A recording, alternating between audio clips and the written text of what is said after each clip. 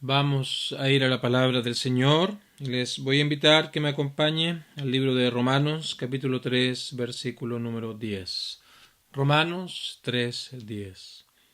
Como está escrito, no hay justo ni aun uno.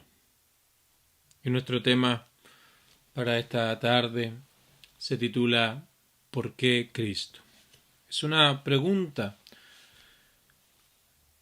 que nos plantea tal vez la duda de muchas personas, ¿por qué Cristo es el único medio para poder alcanzar comunión con Dios? Y hace un par de días estuvimos recordando, celebrando la Navidad, y para muchos tal vez ciertas preguntas pudieron venir o ciertos pensamientos con respecto a la eternidad pudieron aparecer fugazmente en su mente. Y el Evangelio precisamente nos habla y nos responde esta pregunta. ¿Por qué Cristo? ¿Por qué Él tuvo que venir a esta tierra, vivir y luego ir a la cruz del Calvario bajo un sufrimiento terrible, no solamente en su cuerpo físico, sino también en su alma mientras estaba colgado en la cruz? ¿Por qué esto tuvo que ser una realidad? ¿Cuál es la importancia, la relevancia de que Cristo haya venido a esta tierra?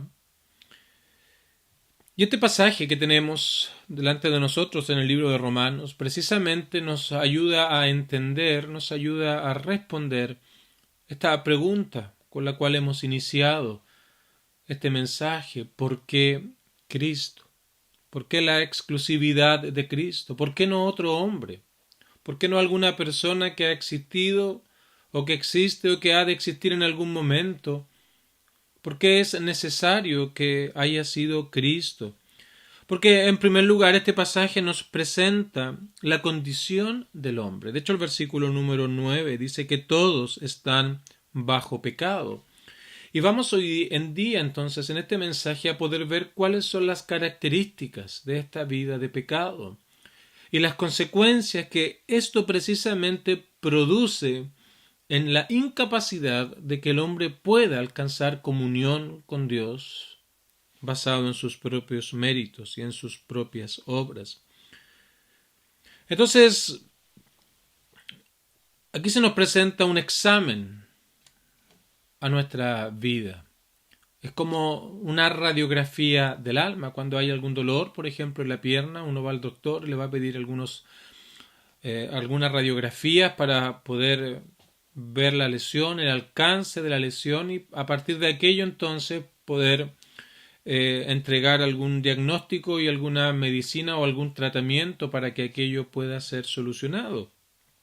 Pero aquí este pasaje nos habla de nuestra alma, nos habla de nuestro ser, de todo lo que el hombre es. Y cuando hablamos del ser del hombre, hablamos de su voluntad, de los caminos que él toma, de las sendas por las que él traza, el estilo de vida que lleva. También hablamos acerca de su mente, de los pensamientos, de los planes de su corazón, de aquellas cosas que el hombre ama, aquellas cosas que el hombre desprecia, aquellas cosas que el hombre planifica en su vida.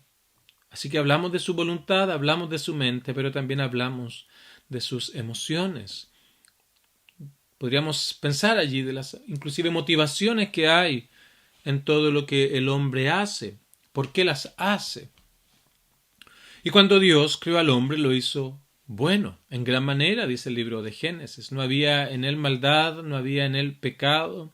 Así que todo el ser del hombre funcionaba armoniosamente y había un anhelo profundo de obedecer a Dios, de vivir para la gloria de Dios. Había un entendimiento claro acerca de Dios.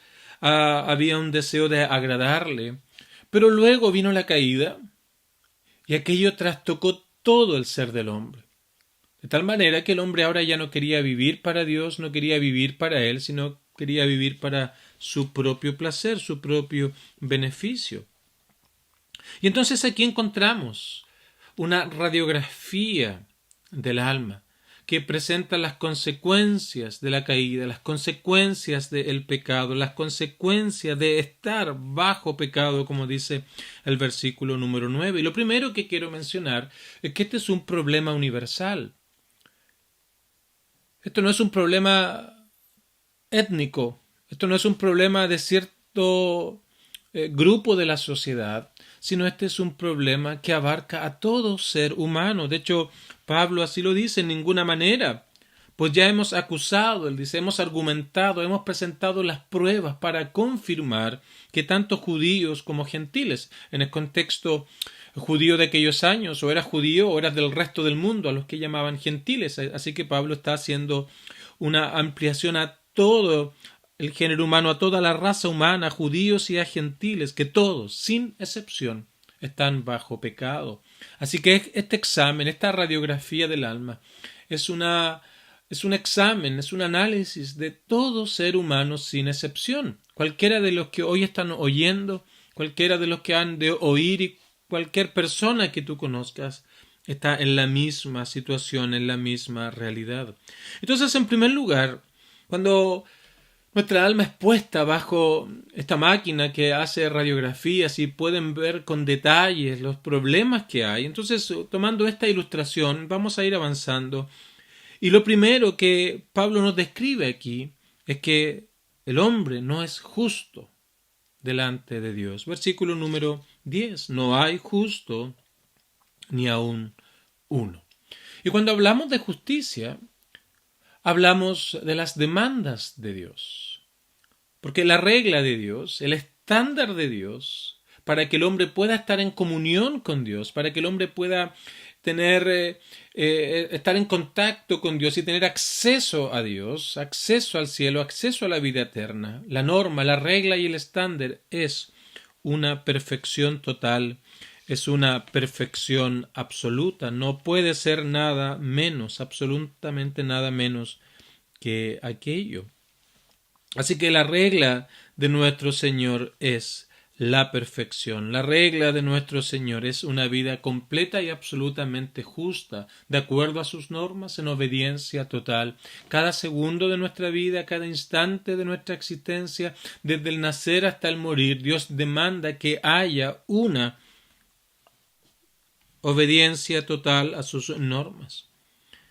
Entonces aquí el escritor nos dice que no hay justo, no somos justos, no hay ni siquiera uno, porque este es un problema universal, como ya acabo de mencionar. Entonces, cuando inclusive todo lo que nosotros hacemos, por muy bueno que nos parezca y por muy bueno que inclusive sea ante la sociedad, debemos entender que no lo hacemos para la gloria de Dios. No lo hacemos para honrar al Señor. Cuando alguien hace una buena obra a su vecino, no lo está haciendo para traer gloria a Dios, no lo está haciendo en obediencia a Dios por naturaleza, sino simplemente lo está haciendo para manifestar alguna bondad, para manifestar alguna ayuda a los demás. Pero, insisto, aquello no lo hace con el propósito principal de honrar a Dios, sino con fines completamente opuestos. Por eso la Biblia nos añade y nos dice que aún nuestras mejores obras, delante de Dios, delante de la justicia de Dios, son como trapos de inmundicia, trapos sucios. Porque las buenas obras no pueden tapar ni quitar las malas obras. Por lo tanto, aquellos malos pensamientos, aquellos malos caminos que tomamos, aquellos sentimientos centrados en nosotros mismos y no en Dios, contaminan todas nuestras buenas obras, de tal manera que por muy buenas que sean, no pueden ser ofrecidas a Dios en absoluto, porque ya ha sido contaminada por la naturaleza del ser del hombre que está bajo pecado. Así que, en primer lugar, la primera señal de esta radiografía del alma es que el hombre no es justo delante de Dios, y no hay ni siquiera uno. En segundo lugar, el versículo número 11 dice que en el hombre no hay entendimiento, no hay quien entienda.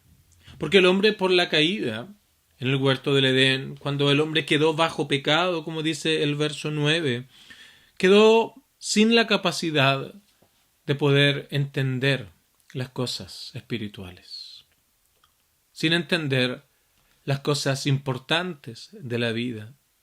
No hay entendimiento para comprender las cosas espirituales. Y de hecho, puedes ver esto en el diario vivir cuando alguien escucha el Evangelio, tal vez un amigo, un colega, un familiar, te comienza a hablar del Evangelio. Inmediatamente hay un rechazo, hay una indiferencia, porque no hay tu entendimiento no puede comprender estas cosas. No hay quien entienda. De hecho, Pablo en otra sección de la Biblia nos habla de que el entendimiento está entenebrecido, está en tinieblas.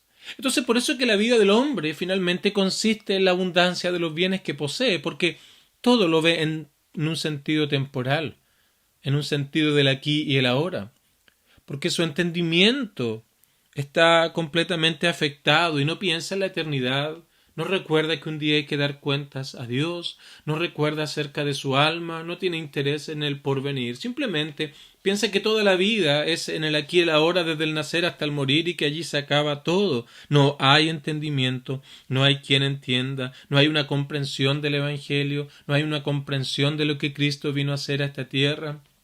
Pensamos, por ejemplo, en Navidad y se ha transformado en regalos, se ha transformado en todo material, en cosas tangibles, pero jamás se piensa con sinceridad en lo que Cristo realmente vino a hacer a esta tierra.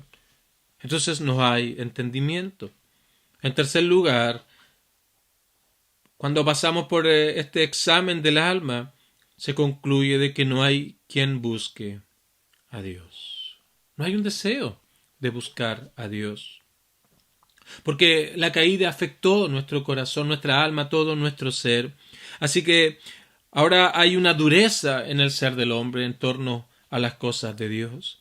Y aquello impide que podamos buscar a Dios con sinceridad. Pueden haber ciertos atisbos, ciertos anhelos temporales. Tal vez ha ido al funeral de alguien y mientras has estado allí has pensado brevemente acerca de la vida como algo que se ha presentado delante de ti, pero luego te vas de allí, pasan los minutos, tal vez un par de días o inclusive tal vez una o 2 semanas, pero luego todo aquello se va al olvido y la eternidad una vez más es dejada de lado. Y precisamente aquello es una demostración de que el hombre por naturaleza no busca a Dios, no hay interés en Dios, no hay un deseo de conocerle. Entonces, cada vez que oímos la palabra de Dios, cada vez que escuchamos el Evangelio, simplemente es como la descripción que nuestro Señor hace por medio de la parábola del sembrador, cuando la semilla cae al lado del camino, un terreno duro, un terreno que está demasiado compactado de tal manera que la semilla no puede penetrar y vienen entonces las aves y rápidamente se comen aquella semilla. Así también es la indiferencia que hay en el corazón del hombre. Escucha la palabra del Señor, mira lo creado, pero para él no significa absolutamente nada.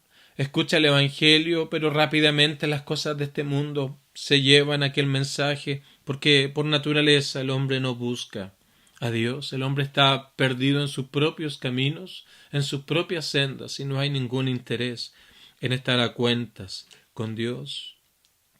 Versículo número 12 dice: todos se desviaron, porque el hombre está alejado de Dios. Ese es otro diagnóstico que vemos en este examen del alma. El hombre está completamente alejado de Dios. No piensa en Dios. Sigue sus propios caminos. ¿Cuántos ahora en fin de año están haciendo análisis del año que terminó y haciendo planes para el próximo año? Y te vas a dar cuenta que no está Dios en aquellos caminos. No está Dios en aquellos planes. Tan solo están sus propios beneficios, aquellas cosas que le dan placer, aquellos sueños que han tenido, pero no hay Dios. No hay ninguna señal de querer acercarse a Dios, porque por naturaleza el hombre no puede, sino más bien está alejado de Dios, desviado de Dios. Seguimos nuestro propio camino, nuestros propios pensamientos, nuestros propios anhelos, sin considerar en absoluto todo lo que Dios nos señala en su palabra. Así que todos se desviaron. Todos se han alejado de Dios. Todos se han ido y han tomado una vida lejos de las normas de Dios, lejos de los caminos de Dios, y han tomado para sí verdades que les permitan tener cierta tranquilidad, pero insisto, en un camino que no les conduce a Dios, sino más bien, como dice Proverbios, es un camino que conduce a la muerte y perdición eterna. Añade el versículo número 12. A una se hicieron inútiles. El hombre se ha vuelto inútil, infructuoso, infértil, espiritualmente inactivo, muerto. No hay vida espiritual en el hombre, así que por ende no hay capacidad para poder hacer algo por nosotros mismos. Hay una completa inutilidad en lo que respecta a las cosas espirituales. Y el hombre trata de cambiar estas cosas por medio de sus propias ideas, trazando puentes que les puedan conducir a Dios por medio de la religión, por medio de una vida moral, por medio de una vida de actitudes superficialmente piadosas o a través de ceremonias, pero la palabra del Señor aquí nos plantea que todos se han hecho inútiles y no hay absolutamente nada que nosotros podamos hacer basado en nuestros propios méritos, en nuestros propios esfuerzos para alcanzar y hallar comunión con Dios. La Biblia nos describe como que nuestra vida espiritual no existe, estamos muertos espiritualmente, por lo tanto inútiles para poder buscar un bien espiritual para nosotros mismos. No se puede, es imposible producto de la condición del alma del ser humano. Y añade entonces ahora el versículo número 12 una vez más. No hay quien haga lo bueno, no hay ni siquiera uno. Esto es como un resumen de la condición del hombre. Hemos pasado por una máquina de radiografías y nos ha mostrado precisamente los problemas serios que hay en el hombre. No es justo delante de Dios. No puede obedecer a Dios y no puede cumplir sus normas. Porque no hay entendimiento con respecto a esta realidad. No hay comprensión acerca de Cristo. No hay comprensión acerca de la importancia de lo que Él hizo en la cruz. No hay un ferviente ni un sincero anhelo de buscar a Dios. Sino más bien todas estas cosas son sin importancia. Estamos alejados de Dios. Hemos seguido nuestro propio camino sin considerar a Dios en absoluto. Nos hemos vuelto inútiles para hacer un bien por nosotros mismos. Es algo imposible. Y finalmente entonces, dice el versículo número 12, no hay quien haga lo bueno. No hay ninguna obra, ningún esfuerzo que podamos nosotros hacer para agradar a Dios. Delante de Dios somos extraños, somos enemigos en nuestra mente, como dice Pablo a los Colosenses, y esta realidad entonces simplemente nos lleva a hacer malas obras.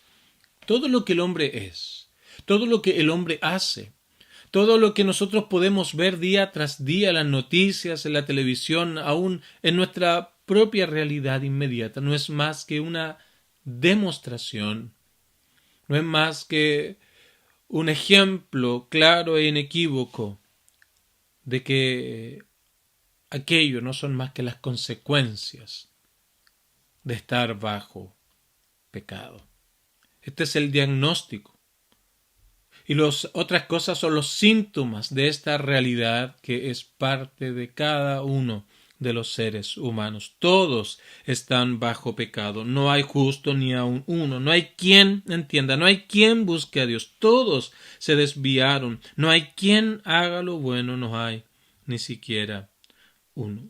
Así que el pecado ha manchado, ha afectado cada área de la vida del ser humano.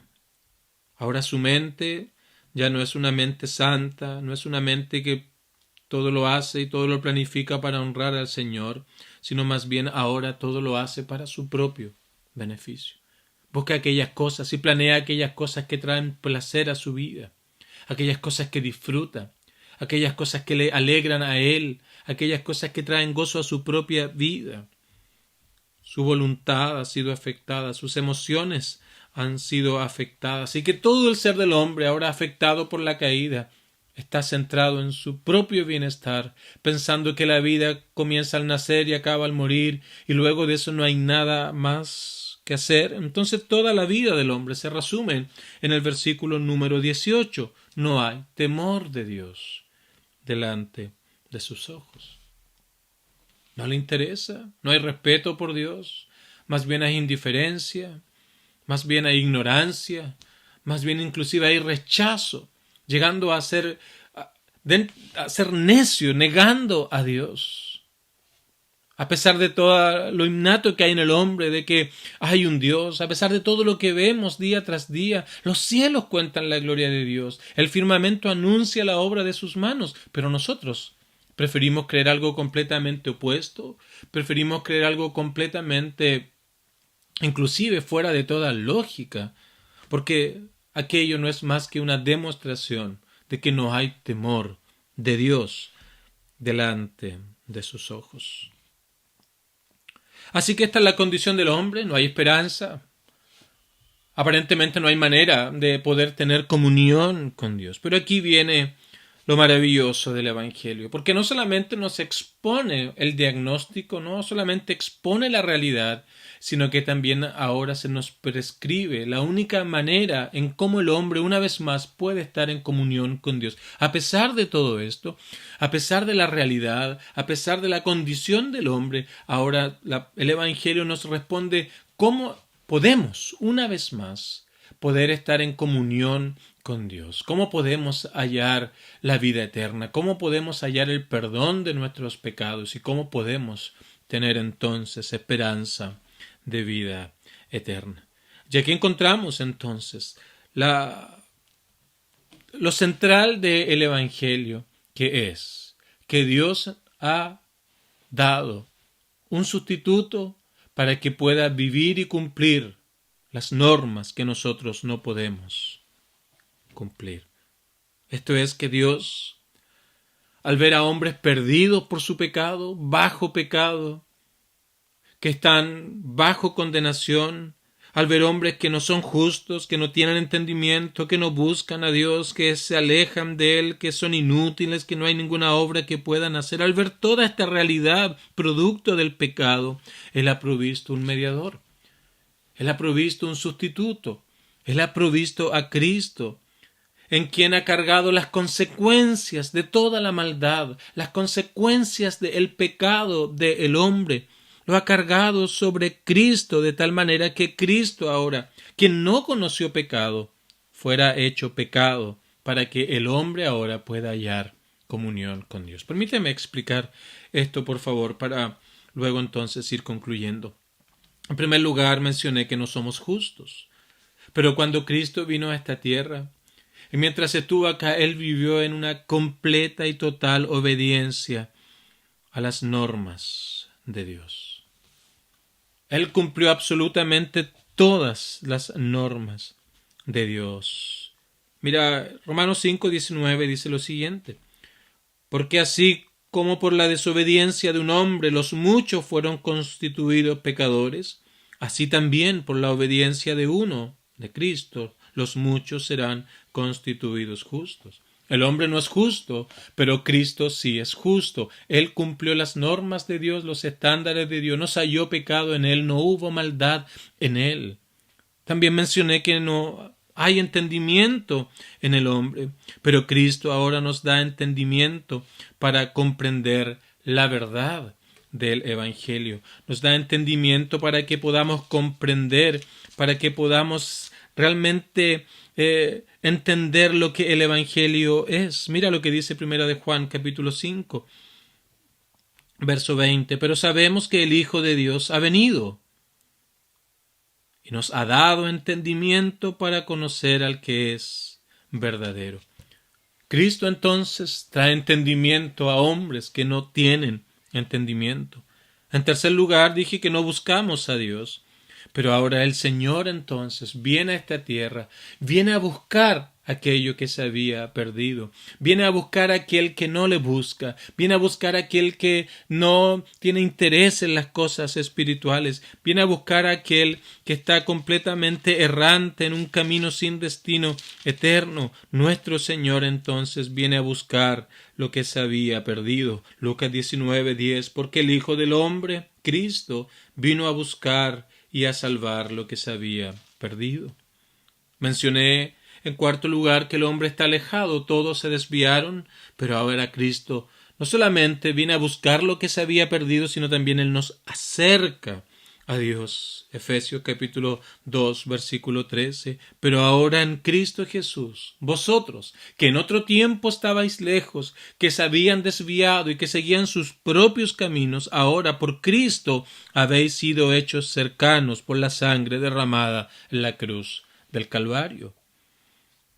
En quinto lugar, mencioné que todo hombre se había hecho inútil, espiritualmente muerto, y que no había nada que podía hacer por su beneficio espiritual.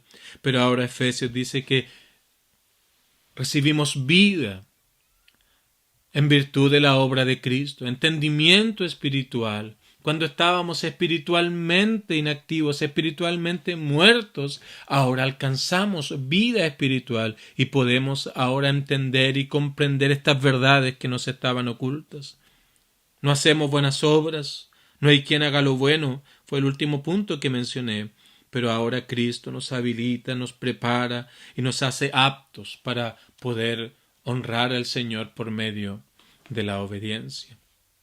Entonces quiero concluir con tres cosas. Ahora, en primer lugar, vemos el amor de Dios al proveer un sustituto por el cual el hombre pueda alcanzar comunión con Dios. Dios muestra su amor para con nosotros. Algunos plantean si Dios es amor porque hay sufrimiento, porque hay dolor, porque hay guerra. Usualmente contesto esta pregunta diciendo, bueno, ¿cuál es la causa del dolor? ¿Cuál es la causa de la aflicción? ¿Cuál es la causa de las guerras y todo lo demás del sufrimiento? Y es obvio que la consecuencia o la causa, de aquello es la naturaleza caída del ser del hombre. Esta condición que hemos visto que se nos ha presentado de la realidad espiritual del hombre. Entonces, dado que el hombre es la causa del sufrimiento, el hombre es la causa del dolor, el hombre es la causa de la opresión, si Dios quitara el sufrimiento, es obvio que tendría que quitar a todo ser humano. No quedaría nadie con vida en esta tierra. Entonces Dios muestra su amor de una manera mucho más hermosa, de una manera mucho más perfecta. Es que siendo aún pecadores, estando en esta condición caída, estando en esta condición que es de estar bajo pecado, como dice Pablo a los Romanos en el capítulo 5, mas Dios muestra su amor, verso 8, para con nosotros pecadores, en que siendo aún pecadores, Cristo murió por nosotros. Este es el gran amor de Dios en proveer un sustituto perfecto y completo para que Él pudiera expiar nuestro pecado. Esa es la misericordia de Dios, dándonos una nueva vida, una esperanza nueva, una esperanza eterna mediante Cristo. Y esa es una gran misericordia que nosotros no merecíamos, producto de nuestra realidad para con Dios. Entonces, en primer lugar, vemos el gran amor de Dios en proveer un sustituto. Ahora, en segundo lugar, ¿qué significa que Cristo sea sustituto? ¿Qué significa que Él sea el mediador, sea el representante? Básicamente es que Cristo, siendo perfecto, siendo justo y obediente, Él fue hecho pecado. ¿Qué significa esto? No es que Él haya sido hecho pecador, sino que las consecuencias de nuestro pecado fueron cargadas sobre Cristo. Toda la consecuencia de la maldad, la mentira, el engaño, el orgullo, la burla, el bullying, el menosprecio, todo aquello que merecía el castigo eterno de Dios, fue cargado sobre Cristo en la cruz del Calvario.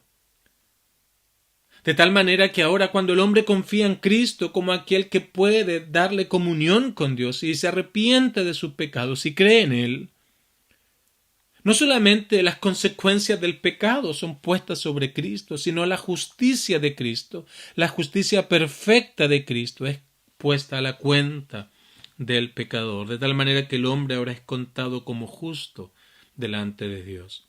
Naturalmente no hay justo, pero cuando alguien cree en Cristo, ahora delante de Dios es hecho justo. Entonces el pecado se transfiere, se imputa a Cristo al creer en Él, pero también la justicia de Cristo es imputada a nuestra cuenta. Así que delante de Dios, ahora el hombre es tratado como justo. Cristo fue hecho pecado, llevó las consecuencias del pecado, a fin de que el hombre que no era justo ahora pueda ser declarado justo delante de Dios. Y en tercer lugar,